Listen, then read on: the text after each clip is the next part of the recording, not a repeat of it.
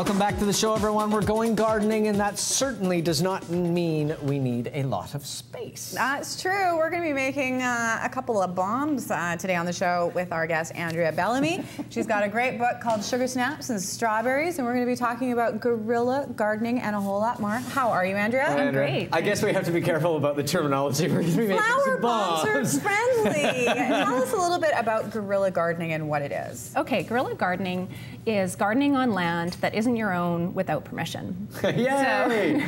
And a lot of people do that as a way of reclaiming space, usually barren or neglected space, for the public good.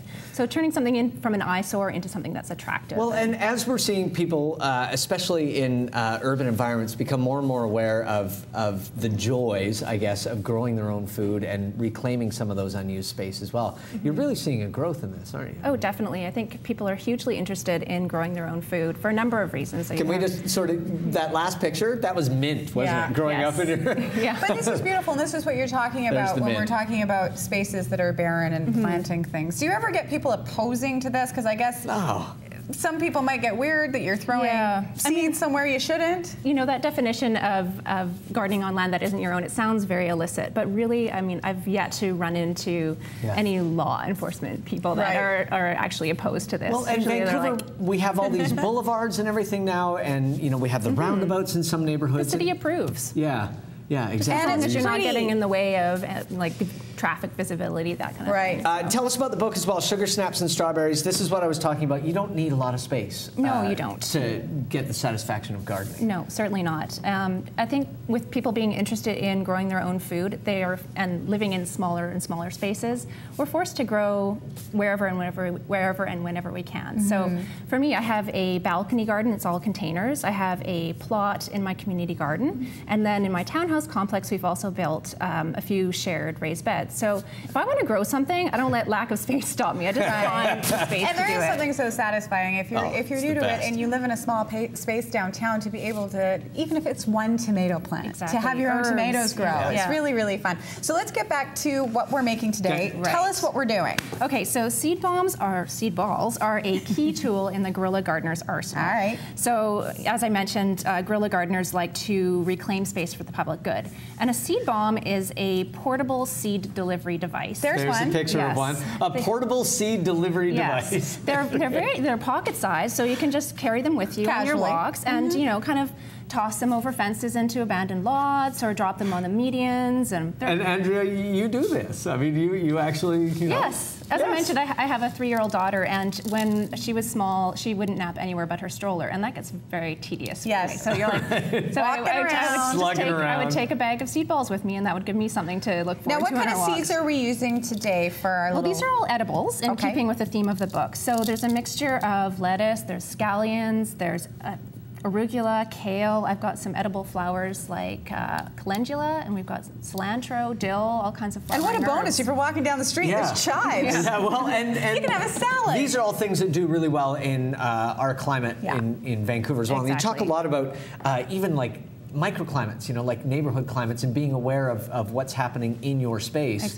before you make some gardening decisions as well. Yeah, well, there's little things like vent coming out onto your patio can change the heat, what's going on. I didn't even think about that. If you buy a dryer vent, it's going to be warmer, right? Exactly. Okay, let's get Bring on the candles. So the recipe is, we're making a small batch today, so I used a 1/4 cup measure, but you can scale this up to whatever size you like.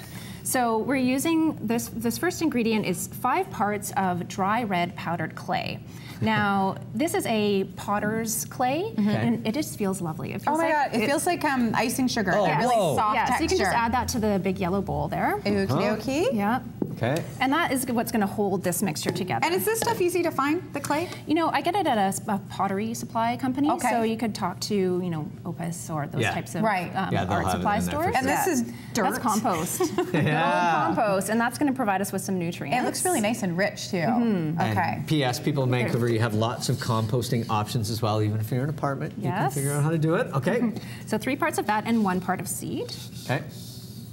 You're just itching to get in there. I'll give you the water. I like the concept of, you know, you're controlling your environment. That's enough. There we go. Now let's mix. Okay, just we're get in there. This is like making mud pies. How fun is this to do with kids? Oh, they love it. Yeah, they no love kidding. it. My daughter makes worms. They're not quite balls yet, but they're she makes them a little bit longer. But I mean, like you know, and probably a little bit more water. As if there's not enough to gain from this idea. Probably a little bit more water there. Sorry. To gain from this idea, I mean, if you do have small children, you know, that lesson of things growing and being able to go on a walk, drop one of these, and be able to come back in a week and see the progress, and 2 weeks and see the progress. You know, they learn. It looks really gross. You're not making a big. That's the biggest bomb ever. No, we're going to make it about quarter size. So pinch off a bit there. I want to pinch off. And then too. you're just going to roll it together and in your hands like a rum ball or a truffle. Don't mistake them for rum balls. Or if you're your daughter, probably break just that in worm. half, a little bit smaller. Like that. Perfect. Hey? Woohoo!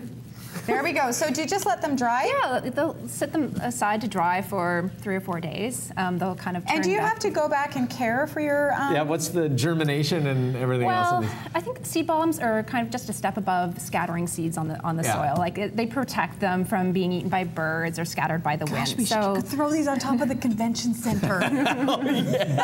Yeah, because standing outside of the convention center and whipping small brown chunks. No, I'd never do that. And you're obviously choosing seeds as well that are fairly hardy and can, you know, stand up by themselves. Yeah, I mean, most of the vegetables that we grow have been kind of bred to be unnatural weaklings. But I mean, yeah, you choose self-seeding things like kale and arugula, and they nothing kind kills of, kale, man. Unfortunately, nothing kills and we kale. didn't talk about what you brought with you today. What's that? Oh, this is just a cute little purple basil, and what is this? This is something I was growing. A hot pepper, Amish pimento, and just little tomatoes. Really pretty. Well, and once again, you know, if you have a small space, there's so many options of things that you can do in, you know, just a, you know, sort of a windowsill or wherever you have. So. Absolutely. Thank you so much. And if you want to pick up the book, you certainly can. It's got lots of great gardening ideas for small spaces. And you can also go to her website, Heavy Pedal, to find out more information. We're going to take a quick break, and when we return,